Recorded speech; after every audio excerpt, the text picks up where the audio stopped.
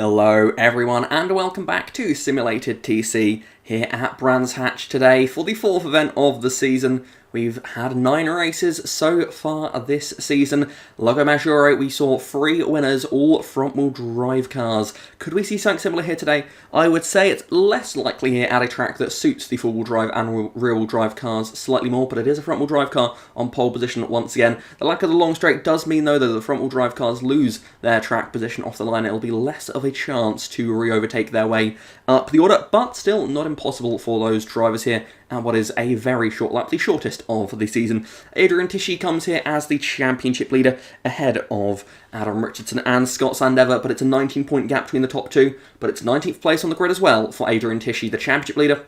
He's got his work cut out over this event, but very nearly didn't qualify, so in that sense he will be not too disappointed if he doesn't have the best of events, because it could have been a lot worse. But as I mentioned, Adrian Tichy starting at the back. Let's have a look at how the rest of the field lines up then for today's event here in Simulated TC. With the championship leader at the very back of the field, it's an opportunity for the rest of the field to try and gain on them. Charlie Goodrick there, starting in the 18th position, also on hard tyres, as is the championship leader Adrian Tichy there in 19th. Ahead of them, it's Morgan Hitchings in the DS with medium tyres on his car. But then it's hards for one of our recent podium sitters, Dimitri Sotorakis in the Mercedes there, just ahead of him. Then it is Jackson Turner in 15th position. If he holds that position, it will be a point going the way of him, winner last time out at the Lago Maggiore track. Then Preston Brennan on mediums as well for the Tesla team. He'll be looking to try and make some progress off the line here with that four-wheel drive system, but the same for Scott Sandever, but he is on the hard compound tyres. Jonathan Mills on mediums for the Honda team, with Elmarie Salo just missing out on the top 10 there. In 11th place, he's on the hards. Same is the case for Seb Mills there, the two brothers. Quite close to each other on the grid. Hopefully no drama between those two out on the racetrack. Ahead of them, it is Dylan Vostenberg on the medium tyres. The same is the case for Leo Bonnet in the 8th position on the grid. Two Alfa Romeos close to each other on the starting grid. Both will be looking to try and make some moves forward, as will Jordan Fingal there on the medium tyres, trying to perhaps jump Adam Richardson, the reigning champion and the most recent race winner here in the Renault. He lines up 6th on the grid, but the top 5 all going with soft tyres. It's Ben Driscoll for Genesis, looking to make his way off the line with that four-wheel drive system better than his rivals. Then Ian Henwood, another four-wheel drive car up in the mix at the front of the field. The Canadian driver looking to try and get his first career victory. Tyler Davison just ahead then with the front-wheel drive Peugeot. It will be tough to hold that track position off the line there, with that front-wheel drive car being slightly weaker. Ahead of them on the front row of the grid, though, it is Liam Jones for Subaru, four-wheel drive in his car. And on pole position, it's another front-wheel drive car, but for the first time this season, it isn't a Renault. It's Aston Lewis in the DS, with the not qualifiers for this round being Albert Asante, Matthew Lilly, Thomas Pierpont, Andre Jamil, Adam Liu, Carlo Durante, and Lewis Francis. The cars are ready then, the 5 red lights are coming on ahead of them. The drivers are with their foot to the floor. The revs begin to rise. We are racing here in Brands Hatch, and it's a strong start from Liam Jones, who will lead us down towards turn 1. And he will make the move there immediately on Aston Lewis, who drops back down to 4th place off the line. The 3 four-wheel drive cars will lead us up towards Druids for the first time here today. Strong start from Jones, Henwood and Driscoll. Driscoll looking to try and make it even better here by making the move on Ian Henwood. Not quite able to get the overlap there as they head back down towards Graham Hill Bend. It's side by side there between the DS and the Peugeot. Davison and Lewis side by side. Lewis, the pole man, holds on to 4th position there. Realistically, probably the best he could have hoped for off that launch there, with the front-wheel drive DS not having the traction off the line. As now we see side-by-side racing, these two Alfa Romeos have both jumped Adam Richardson on those hard tyres. As ahead of them, Jordan Fingal with his four-wheel drive Tesla also making a lot of track position gains at the start of this one. The two Alfa Romeos changing positions on the opening lap here. Dylan started behind of his teammate, but he is now ahead of him as they head down the Brabham Straight for the first proper time here today, as they go full speed down towards Paddock Hill Bend. It is now going to be Leo Bonnet looking at Adam Richardson down his inside into turn 1. The Renault with slightly better top speed, but lacking on the grip into turn number 1. Paddock Hill Bend, what a challenging corner it provides for these drivers now, as Richardson may well have to look in his mirrors at Elmarie Salo and Preston Brennan as they dive in to Druids. And it's Brennan making the move down the inside of Elmarie Salo there, and he's going to get him clear there, the Tesla, with brilliant cornering speed through that corner there. Making the move nice and easy indeed now, as that's Turner racing with Hitchings. DS versus Honda. both just outside the points at the moment. So Tarakis at the moment holding on to the final points paying position. Adrian Tishy in that fight as well as Charlie Goodrick at the moment bringing up the rear of the field, but these drivers all battling over what could be some crucial points in this championship. Preston Brennan, Elmarie Solo there, back at it now as they head into Clark Curve. It is Brennan on the inside, Elmarie Solo trying to fight this one back, but he hasn't quite managed to do just that. As they head down the Brabham Straight once more, it is going to be Sandever that looks to try and make the move on Elmarie Solo down the main straight, and past the start-finish line they go. It is side by side for that 11th position for now at least, as Sandover with the inside line will get the move done into Paddock Hill Bend. Lovely stuff there from the Genesis driver, slowly making his way up the order. Next up for him, Preston Brennan. That will not be an easy pass to make now.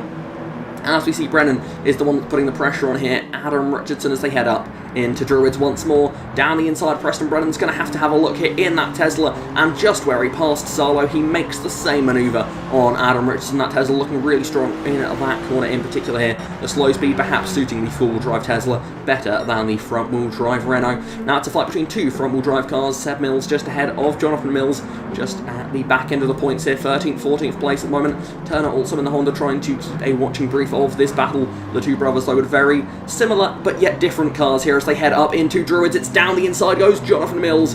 The Honda versus Peugeot, both front-wheel drive, but that is where the similarities end. The Honda a much heavier but wider and generally better cornering car than the Peugeot, but the Peugeot, it's small and it's very, very low drag, and that's where it makes up its speed. But around a track like this, less of that top-end speed to take advantage of, and perhaps that is why he loses that position to his brother now. As another unique factor at this racetrack, it is the fact that it is such a short lap. Liam Jones gets the move done there on Charlie Goodrick, who goes a lap down in this one.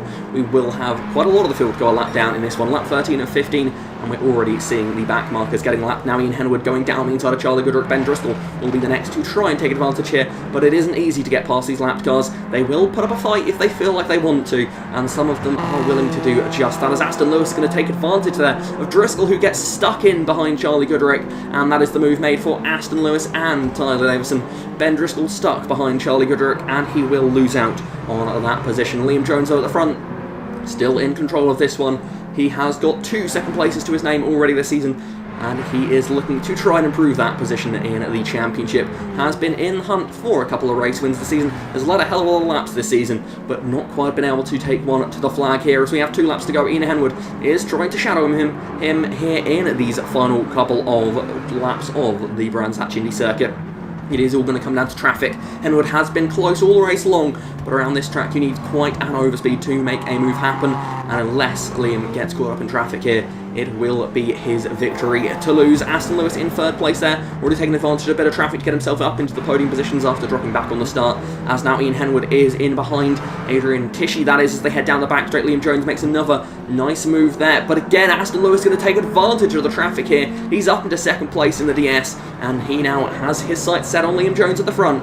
Aston Lewis trying to get DS Motors their 2nd win here in Simulated TC, as Ian Henwood now has Tyler Davison to worry about, as this traffic causing some issues for some, and at the moment really seeming to hurt Aston Lewis's rivals so far, as that is Driscoll already losing quite a lot of time in this race due to that traffic. He's dropped way off of the lead group, and only now clears Morgan Hitchings, as Ian Henwood and Tyler Davison both clear Adrian Tishy down the straight towards turn 1. Up towards the front though, Liam Jones has got a massive lead now over Aston Lewis as they head into Druids for the final time and prepare to head down Graham Hill into Graham Hill Bend. It's Liam Jones with a comfortable margin. Next up to lap will be Jackson Turner, currently in the final points paying position. Liam Jones right on his tail, but Aston Lewis reeling him in quite quickly now as they come out of here. It's traffic, and Jackson Turner is not moving over for Liam Jones, and Aston Lewis is going to power past down the back straight and take the lead on the final lap. It's happened for a 3rd time this season.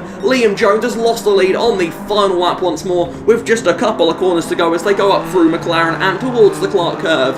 Who would have thought that one was happening? Aston Lewis was like Moses in those final laps of the race. The lap cars just did what he wanted to do, and it's going to be a shock pole to victory here at Brands Hatch Indy. Aston Lewis wins the race for DS Automobiles. Liam Jones, it's happened again. It's another 2nd place, just barely across the line. Once more, not for the first time this season, he has lost the lead on the final lap of the race.